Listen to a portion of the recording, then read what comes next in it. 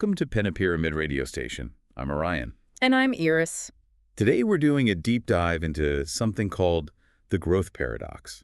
Right. It's that interesting phase, isn't it, when a company suddenly takes off, expands really fast, looks great, but underneath, things can get complicated. Yeah, definitely. And this is relevant, whether you're actually building a business or maybe you're just part of a team that's growing quickly. Or even if you're just curious about how organizations, how they tick and evolve over time. Exactly. So the growth paradox itself, fundamentally, is this kind of tension. A tug of war, you could say. Yeah.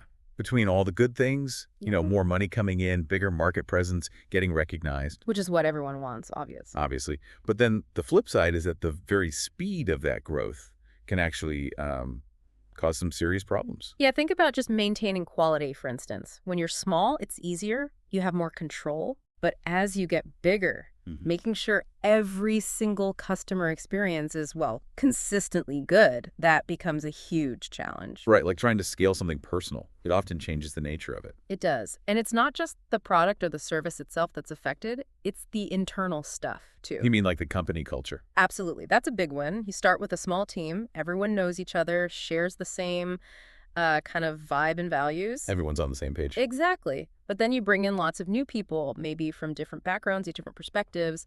Keeping that original spirit alive takes real conscious effort. Otherwise, it just gets diluted.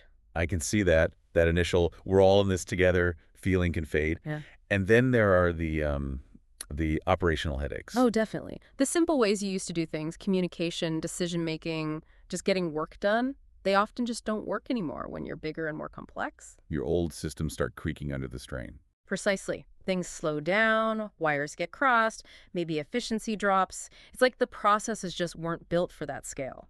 So inside this whole paradox, there are these specific balancing acts, these tensions we need to manage. That's a good way to put it. One big one is speed versus stability. You need to move fast, capture opportunities.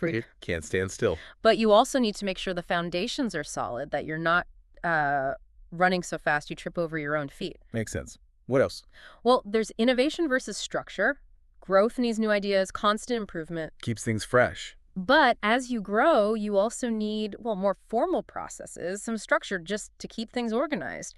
Too much structure kills innovation. Too little leads to chaos. Finding that sweet spot. And related to that is autonomy versus alignment. Yeah. Giving teams the freedom to act and make decisions is important for agility. So they're not waiting for approval all the time. Right. But you also need everyone moving in roughly the same direction towards the same company goals. Alignment is key. Okay, so speed, stability, innovation, structure, autonomy, alignment, anything else?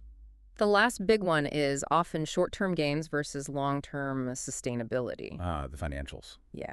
Sometimes you need quick wins, maybe revenue boosts to fuel the growth itself.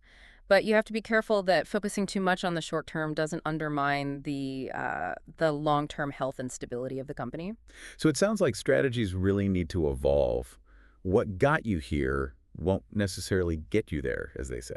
That's exactly it. The leadership style, the communication methods, the operational models, they all likely need to adapt, sometimes quite significantly. What works for 20 people rarely works for 200 or 2,000. And if companies don't navigate this, if they ignore these tensions? Well, the risks are pretty high. You could see the organization kind of fragment, different departments maybe pulling in different directions. Silos forming. Yes. Or, like we talked about with culture, that core identity, the very essence of what made the company special in the first place, it can just erode away.